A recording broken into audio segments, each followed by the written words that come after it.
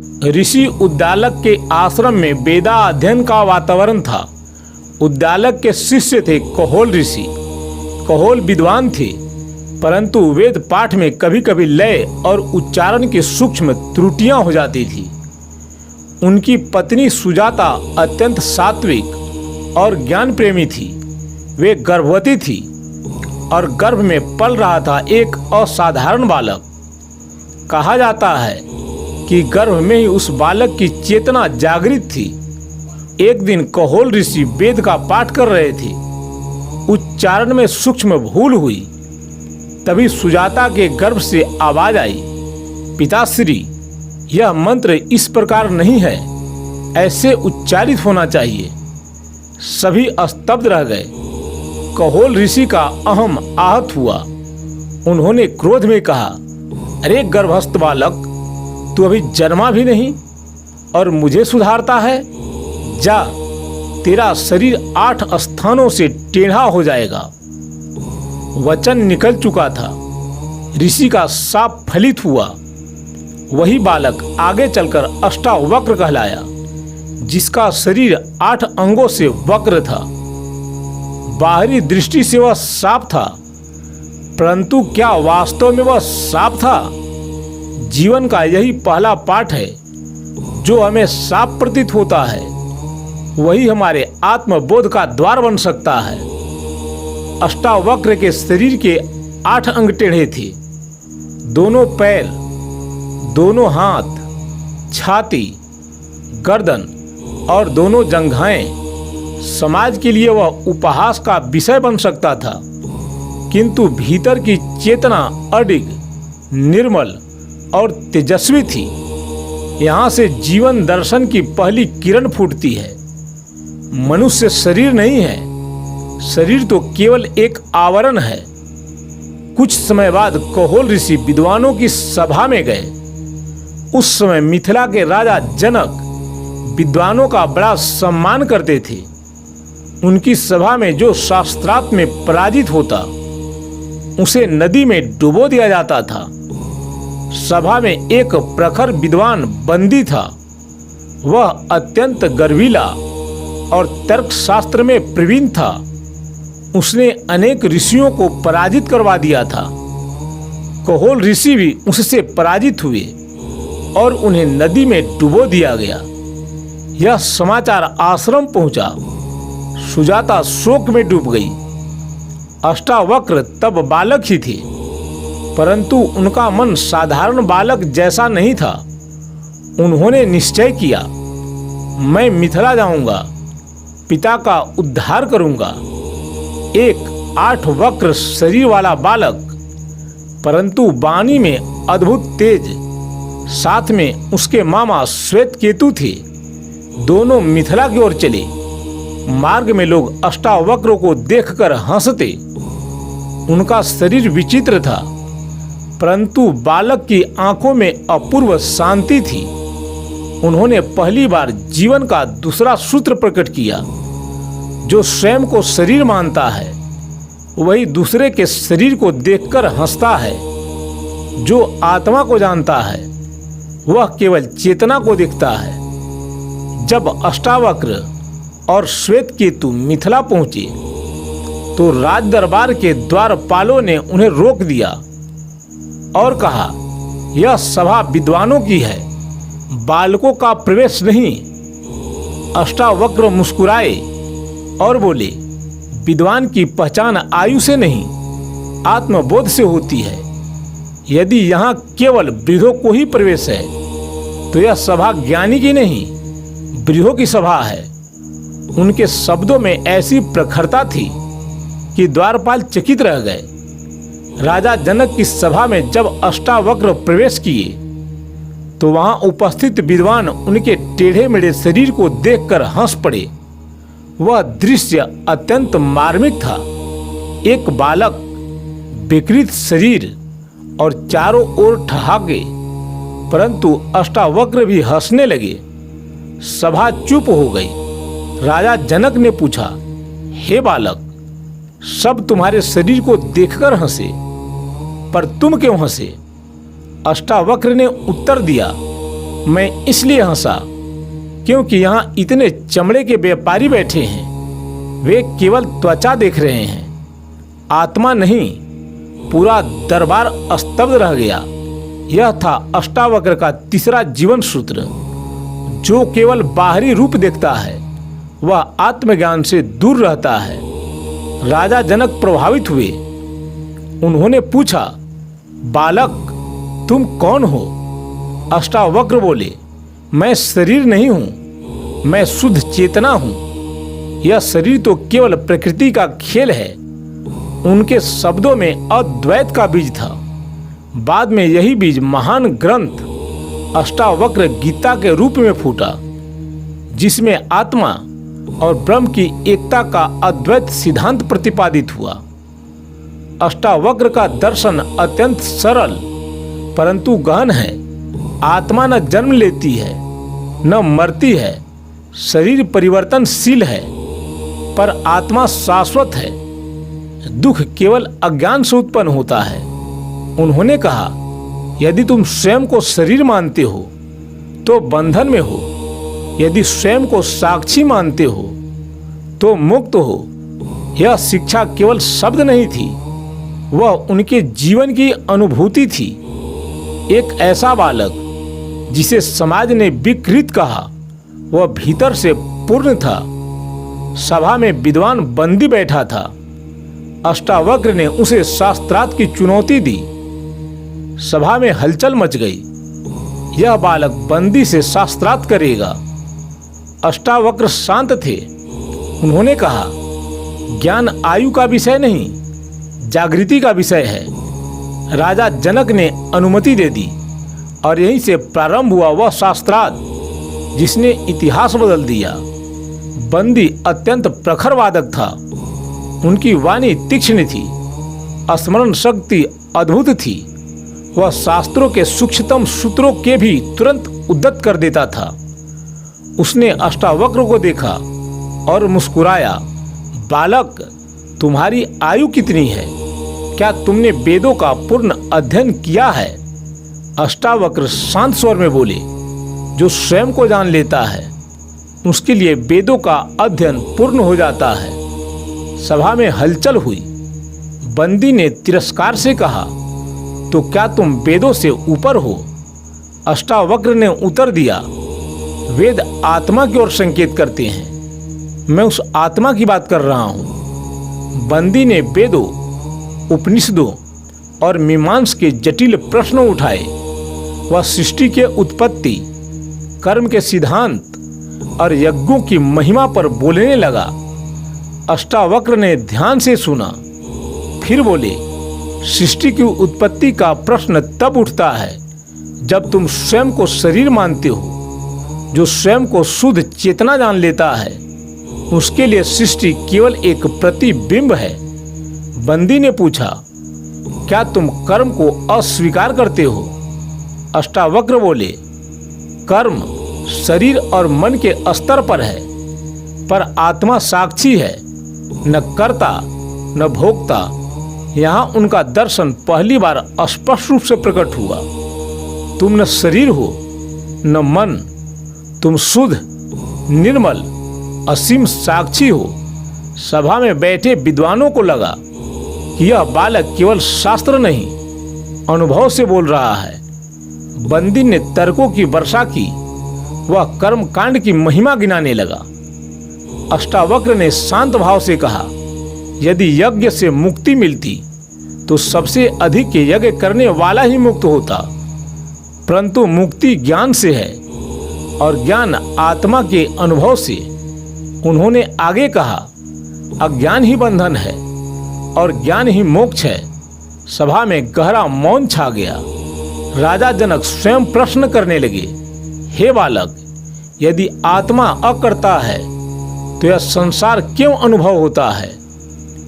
अष्टावक्र बोले, जैसे स्वप्न में तुम अनेक दृश्य देखते हो पर जागने पर जानते हो कि वह सब मन का खेल था, वैसे ही आत्मज्ञान होने पर संसार केवल एक आभास प्रतीत होता है।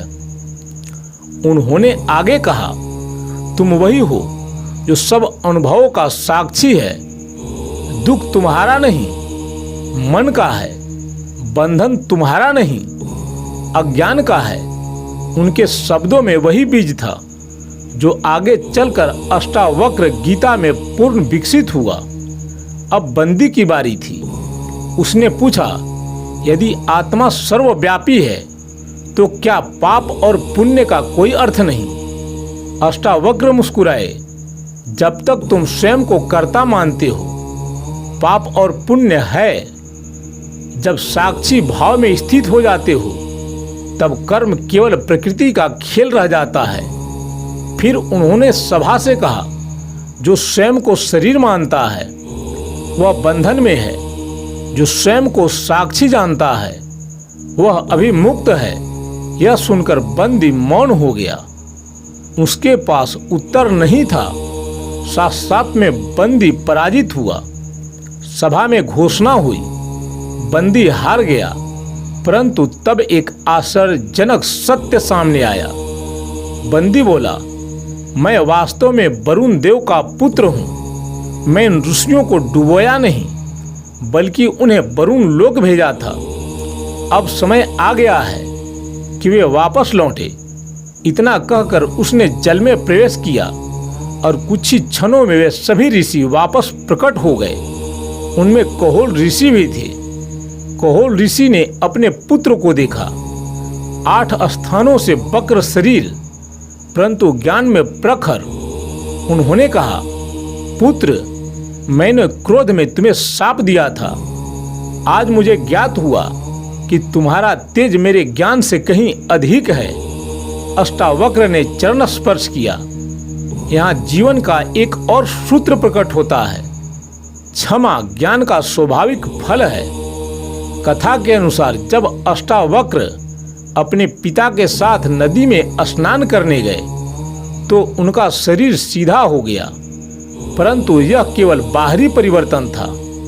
सत्य तो यह था कि वे पहले से ही भीतर पूर्ण थे। यह प्रतीक है, जब आत्मज्ञान हो जाता है तो भीतर की विकृतियां मिट जाती है। राजा जनक अब गहराई से प्रभावित थे। उन्होंने अष्टावक्र से कहा, हे महात्मा, मुझे वह ज्ञान दो जिससे मैं पूर्णतः मुक्त हो जाऊं। अष्टावक्र ने कहा, राजन, यदि मुक्ति चाहते हो तो त्यागो नहीं। जानो, त्याग से कुछ नहीं होना। संसार छोड़ने की आवश्यकता नहीं, केवल अज्ञान छोड़ो। यहीं से प्रारंभ होता है वह दिव्य संवाद जो आगे चलकर अमर ग्रंथ बना। जनक केवल राजा नहीं थे, वे साधक थे। राज्य चलाते हुए भी उनके भीतर वैराग्य की लहरें उठती थी। उन्होंने अष्टावक्र से पूछा, हे महात्मन, मुक्ति कैसे प्राप्त हो? ज्ञान कैसे मिले? वैराग्य कैसे जागे? सभा शांत थी। यह प्रश्न केवल राजा का नहीं, समस्त मानवता का था। अष्टावक्र ने गंभीर दृष्टि से जनक को देखा और कहा, यदि मुक्ति चाहते हो तो विषयों को विष की भांति त्याग दो और क्षमा, सरलता, दया और सत्य को अमृत की तरह धारण करो। यह वही प्रारंभिक उपदेश था जो आगे चलकर अष्टावक्र गीता के प्रथम अध्याय में प्रकट हुआ। जनक ने पूछा, क्या मुझे राज्य त्याग देना चाहिए? अष्टावक्र मुस्कुराए, त्याग बाहरी वस्तुओं का नहीं, भीतर की आसक्ति का करो। राज्य छोड़कर भी यदि मन विषयों में लिप्त है तो त्याग व्यर्थ है, और राज्य संभालते हुए यदि मन साक्षी है तो तुम मुक्त हो। यह शिक्षा अद्भुत थी। यह संन्यास का नहीं, अंतर मुक्ति का मार्ग था। अष्टावक्र बोले, राजन, तुम न शरीर हो न मन, तुम वह साक्षी हो जो शरीर और मन के परिवर्तन को देखता है।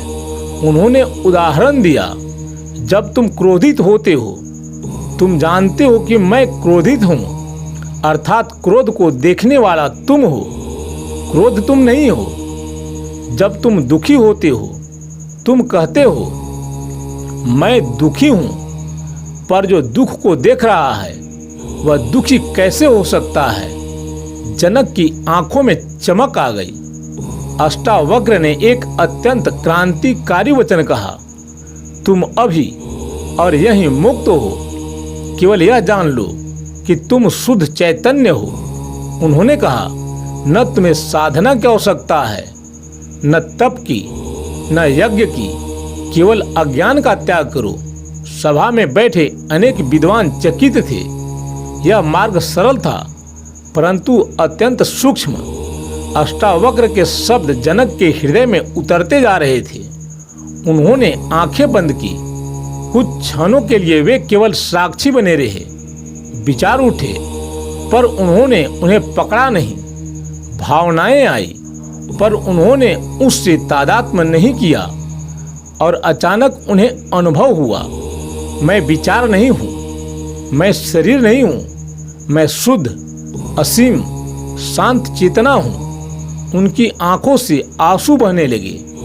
उन्होंने कहा, अहो, मैं तो सदैव मुक्त था, केवल अज्ञान के कारण स्वयं को बंधा मानता रहा। अष्टावक्र बोले, राजन, यह संसार समुद्र पर उठती लहरों के जैसा है। लहरें उठती है, मिटती है, पर समुद्र अडिग रहता है। तुम वही समुद्र हो। विचार, दुख, सुख सब लहरें हैं। उन्होंने आगे कहा, जो स्वयं को लहर मानता है वह भयभीत रहता है, और जो स्वयं को समुद्र जानता है वह निर्भय हो जाता है। जनक अब सिंहासन पर बैठे हुए भी भीतर से मुक्त थे। उन्होंने कहा, मैं राज्य करूंगा पर भीतर से साक्षी रहूंगा। अष्टावक्र ने कहा, यही सच्चा योग है, कर्म करते हुए अकर्ता रहना। यह कर्म योग और अद्वैत का अद्भुत संगम था। जनक ने घोषणा की, आज से मैं जान गया कि मैं न जन्मा हूँ और न मरूंगा। मैं न करता हूँ न भोगता, मैं शुद्ध आत्मा हूँ। सभा में उपस्थित सभी लोग इस दिव्य संवाद के साक्षी बने। अष्टावक्र का दर्शन अत्यंत स्पष्ट था। आत्मा निराकार है, आत्मा शुद्ध है, आत्मा असीम है, बंधन केवल मन की कल्पना है। उन्होंने कहा, यदि तुम स्वयं को शरीर मानते हो तो सीमित हो, यदि स्वयं को आत्मा जानते हो तो अनंत हो। एक दिन राज्य सभा में गहन आत्म चर्चा चल रही थी। अष्टावक्र साक्षी भाव और निर्लिप्तता का रहस्य समझा रहे थे। उन्होंने कहा, राजन, यदि भीतर साक्षित जागृत हो जाए तो संसार की कोई घटना तुम्हें विचलित नहीं कर सकती। जनक ध्यानपूर्वक सुन रहे थे। उसी समय एक सैनिक हाँफता हुआ सभा में आया और बोला, महाराज, महल में आग लग गई है। सभा में हलचल मच गई। विद्वान, मंत्री, सेवक सभी अपने अपने घरों की चिंता में उठ खड़े हुए, परंतु जनक स्थिर बैठे रहे। सैनिक फिर बोला, महाराज, आपकी निजी कोषा ओर की ओर आग बढ़ रही है। जनक ने शांत स्वर में कहा, जिसे जलना है जले, मैं साक्षी हूँ। सभा स्तब्ध रह गई। अष्टावक्र मुस्कुरा रहे थे। कुछ समय बाद सूचना आई, महाराज, आग बुझा दी गई। तब अष्टावक्र ने सभा की ओर देखा और कहा, देखो, यही अंतर है ज्ञान और शब्दों के ज्ञान में। जब संकट आया अधिकांश लोग भागे पर जनक अडिग रहे। अष्टावक्र बोले, वैराग्य वस्त्र बदलने से नहीं आता, वैराग्य भीतर की निर्लिप्तता है। उन्होंने कहा, यदि भीतर आसक्ति है तो वन में रहकर भी बंधन है, यदि भीतर साक्षी है तो राजमहल में रहकर भी मुक्ति है। जनक ने विनम्र होकर कहा, गुरुदेव, यह स्थिरता आपकी कृपा से है। उसी रात एक विचित्र घटना घटी। जनक ने स्वप्न देखा कि उनका राज्य नष्ट हो गया है, वे भिखारी बन गए हैं। भूख से व्याकुल होकर भीख मांग रहे हैं। अचानक वे जागे और स्वयं को राज सिंहासन पर पाया। वे उलझ गए, क्या मैं राजा हूँ जिसने भिखारी का स्वप्न देखा, या मैं भिखारी हूँ जो राजा होने का स्वप्न देख रहा है। प्रातः काल उन्होंने अष्टावक्र से यह प्रश्न पूछा। अष्टावक्र ने शांत भाव से कहा, राजन, स्वप्न में जो अनुभव हुआ वह भी तुम्हारे लिए वास्तविक था। जागृत अवस्था में जो अनुभव हो रहा है वह भी मन का खेल है, पर दोनों अवस्थाओं का साक्षी कौन है? जनक ने आंखें बंद की। उन्होंने देखा, स्वप्न बदला, जागृति बदली, पर जो देख रहा था वह अपरिवर्तित था। अष्टावक्र बोले, तुम वही हो, स्वप्न के राजा न जागृति के राजा, तुम शुद्ध साक्षी हो। अष्टावक्र ने आगे कहा, जब तक तुम संसार को दूसरा मानते हो द्वैत है। जब अनुभव होता है कि सब उसी चेतना का विस्तार है तो अद्वैत है। उन्होंने आगे कहा, लहरें अलग अलग दिखती हैं पर जल एक है, जीव अनेक दिखते हैं पर आत्मा एक है। जनक की चेतना में यह सत्य उतरता जा रहा था। जनक ने पूछा, गुरुदेव, यदि सब एक है तो अहंकार कहाँ है? अष्टावक्र बोले, अहंकार एक कल्पना है, मैं यह शरीर हूँ, यही भ्रम अहंकार है। जब यह भ्रम मिटता है तो केवल शांति शेष रहती है। अब जनक के जीवन में एक अद्भुत परिवर्तन दिखाई देने लगा। वे राजकाज करते थे पर भीतर से पूर्ण शांति में रहते थे। कभी कभी वे कहते, मैं न राजा हूँ न प्रजा, न मैं धन हूँ न शरीर, मैं केवल चेतना हूँ। राज्यसभा अब आध्यात्मिक विद्यालय बन चुकी थी। इस घटना ने मिथिला को नया संदेश दिया। ज्ञान केवल ग्रंथों में नहीं, जीवन में परखा जाता है। अष्टावक्र का दर्शन अस्पष्ट था। परिस्थितियां बदलेगी, शरीर बदलेगा, राज्य बदलेगा, पर जो साक्षी है वह अडिग है। एक दिन जनक ने अष्टावक्र से कहा, गुरुदेव, अब मुझे स्पष्ट अनुभव होता है कि मैं शरीर नहीं हूँ, मैं साक्षी हूँ, पर कभी कभी मैं ज्ञानी हूँ। ऐसा भाव भी उठता है, क्या यह भी बंधन है? अष्टावक्र मुस्कुराए। उन्होंने कहा, हाँ राजन, मैं ज्ञानी हूँ, यह भी सूक्ष्म अहंकार है। जब तक मैं की कोई धारणा शेष है, पूर्णता नहीं। सभा में गहरा मौन छा गया। अष्टावक्र बोले, ज्ञान प्राप्त करने के बाद भी यदि तुम उसे पकड़कर बैठ जाओ तो वह भी बंधन बन जाता है। उन्होंने कहा, अज्ञान को छोड़ो, ज्ञान को भी छोड़ो और उस शुद्ध अस्तित्व में विश्राम करो जहाँ पकड़ने को कुछ नहीं। यह शिक्षा अत्यंत सूक्ष्म थी, यहाँ साधना भी छोड़नी थी। जनक ने पूछा, गुरुदेव, तब जीवन कैसे जिया जाए? अष्टावक्र बोले, जैसे आकाश बादलों से अछूता रहता है वैसे ही तुम विचारों से अछूते रहो। उन्होंने आगे कहा, न किसी वस्तु को त्यागने की आवश्यकता है, न किसी को पकड़ने की, सिर्फ सहज रहो। जनक ने एक प्रश्न और किया, यदि सब कुछ स्वाभाविक रूप से हो रहा है तो क्या प्रयास व्यर्थ है? अष्टावक्र ने उत्तर दिया, जब तक तुम्हें प्रयास करना उचित लगे करो, पर जान लो कि अंततः सब प्रकृति के गुणों का खेल है, तुम केवल साक्षी हो। उन्होंने कहा, कर्म होता है पर कर्ता नहीं है। यह वही सूत्र था जो आगे चलकर अद्वैत दर्शन का मूल बना। इन शिक्षाओं के पश्चात कुछ क्षणों के लिए मौन हो गए। उनके भीतर गहरा परिवर्तन हुआ। अब वे न ज्ञानी होने का भाव रखते थे न साधक होने का। उन्होंने अनुभव किया, मैं न साधना कर रहा हूँ न मुक्ति प्राप्त कर रहा हूँ, मैं तो सदा से पूर्ण हूँ। उनकी वाणी में गहन शांति उतर आई। अष्टावक्र ने कहा, राजन, जो कुछ प्रकट हो रहा है उसे होने दो, जो चला जाए उसे जाने दो, तुम केवल साक्षी बने रहो। उन्होंने आगे कहा, जब मन शांत हो तब भी तुम वही हो, जब मन अशांत हो तब भी तुम वही हो।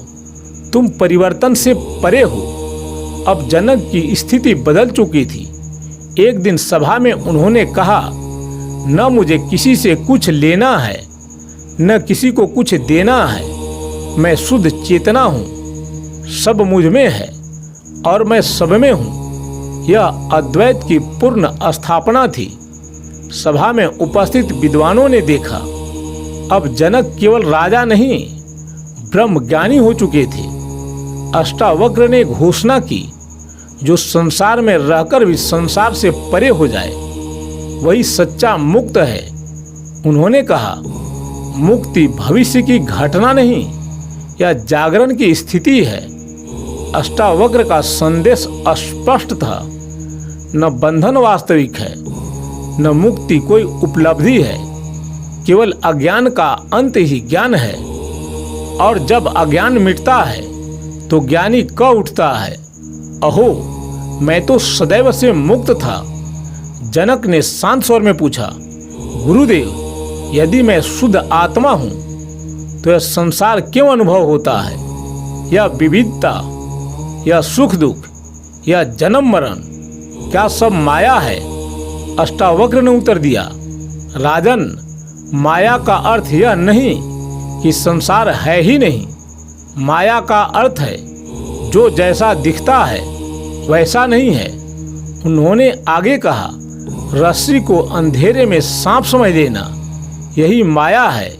ज्ञान आने पर सांप मिटता नहीं, भ्रम मिटता है। अष्टावक्र बोले, जो देखा जा सकता है वह तुम नहीं हो। शरीर देखा जा सकता है, अतः तुम शरीर नहीं हो। विचार देखे जा सकते हैं, अतः तुम विचार नहीं हो। भावनाएं आती जाती हैं, अतः तुम भावनाएं नहीं हो। उन्होंने गंभीर होकर कहा, तुम केवल देखने वाले हो, साक्षी हो, दृश्य नहीं। जनक भीतर उतरते जा रहे थे।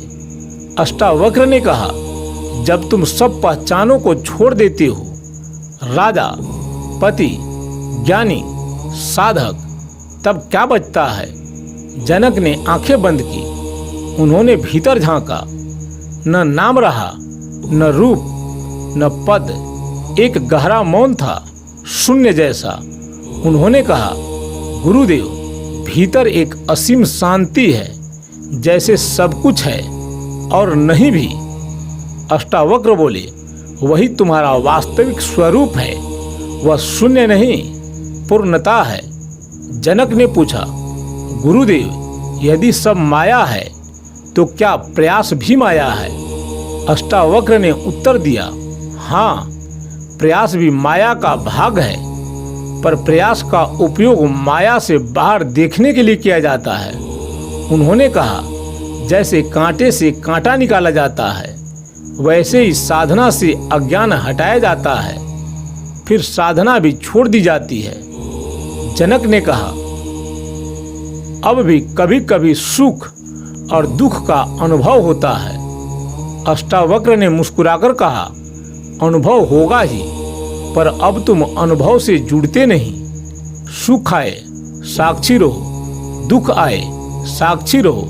उन्होंने स्पष्ट किया, लहरें उठेंगी पर समुद्र स्थिर रहेगा। कर्तापन का पूर्ण विसर्जन होगा।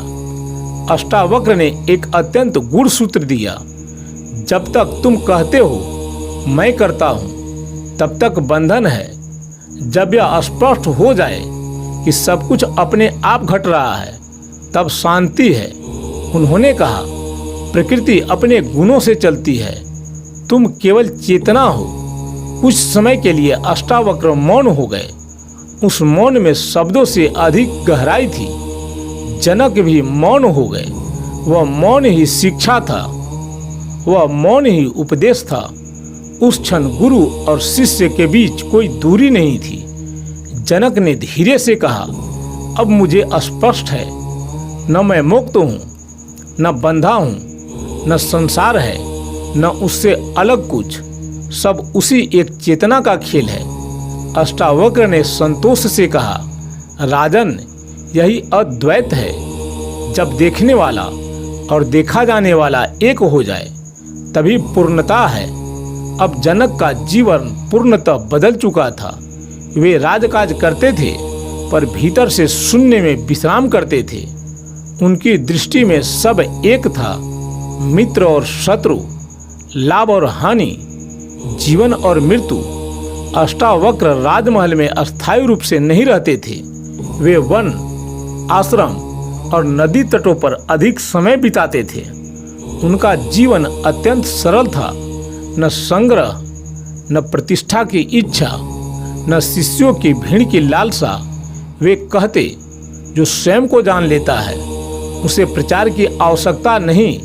उनकी दृष्टि में ज्ञान व्यक्तिगत उपलब्धि नहीं, स्वाभाविक स्थिति थी। कई लोग अब भी उनके शरीर को देखकर प्रश्न करते, भगवान, क्या आपके शरीर की विकृति कभी आपको दुख नहीं देती है?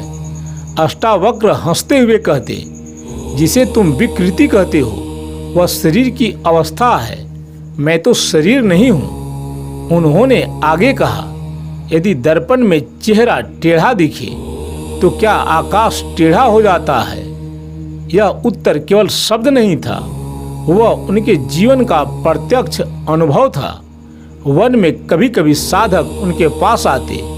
एक युवक ने पूछा, भगवान, संसार त्याग दूं या गृहस्थ रहूं? अष्टावक्र बोले, संसार त्यागना सरल है, मन का त्याग कठिन है। पहले मन को देखो, यदि मन शांत हो जाए तो कहीं भी रहो, मुक्ति है। लोग सोचते थे कि तप का अर्थ कठिन व्रत, उपवास, कष्ट है। अष्टावक्र ने स्पष्ट किया, तप का अर्थ है स्वयं को निरंतर देखना। जहाँ अहम उठे वहाँ उसे पहचानना, जहाँ आसक्ति उठे वहाँ उसे देखना। उन्होंने कहा, स्वयं को देखना ही सबसे बड़ा तप है। अष्टावक्र की दृष्टि में संसार कोई बंधन नहीं था। वे कहते, यह जगत न अच्छा है न बुरा, यह केवल चेतना का खेल है। उन्होंने आगे कहा, जब तक तुम इसे पकड़ना चाहते हो तब तक यह बंधन है, जब इसे देखकर मुस्कुराते हो तब यह लीला है। वन में बैठकर वे घंटों मौन रहते, न ध्यान का प्रयास, न किसी मंत्र का जाप, केवल सहज विश्राम। एक शिष्य ने पूछा, भगवान, आप क्या साधना करते हैं? उन्होंने उत्तर दिया, जब साधक नहीं रहा तो साधना कैसी? अष्टावक्र ने कभी समाज का विरोध नहीं किया, वे संतुलन सिखाते थे। उन्होंने कहा, संसार को दोष मत दो, दोष उस दृष्टि में है जो स्वयं को सीमित मानती है। उनका संदेश स्पष्ट था, न भागो न लिप्त हो, केवल जागो। धीरे धीरे जनक और अष्टावक्र के बीच भेद मिटता जा रहा था। एक दिन जनक ने कहा, गुरुदेव, अब ऐसा लगता है कि आप और मैं अलग नहीं हैं। अष्टावक्र ने उत्तर दिया, जब तक आप और मैं हैं भेद है, जब केवल यह रह जाए तब पूर्णता है। अष्टावक्र का जीवन किसी चमत्कारों से भरा नहीं था, उनकी महानता में साधारणता थी। वे चलते, बैठते, खाते, बोलते, पर भीतर से अचल। उन्होंने कहा, जो भीतर स्थिर है वही बाहर स्वाभाविक है। तो दोस्तों, ऐसी थी अष्टावक्र के जीवन और उनका दर्शन, उनका ज्ञान। यदि आपको यह ज्ञान अच्छा लगा हो तो वीडियो को लाइक और चैनल को सब्सक्राइब करेंगे। मिलते हैं अगले वीडियो में किसी अन्य कहानी के साथ। तब तक के लिए ओम नमः शिवाय दोस्तों।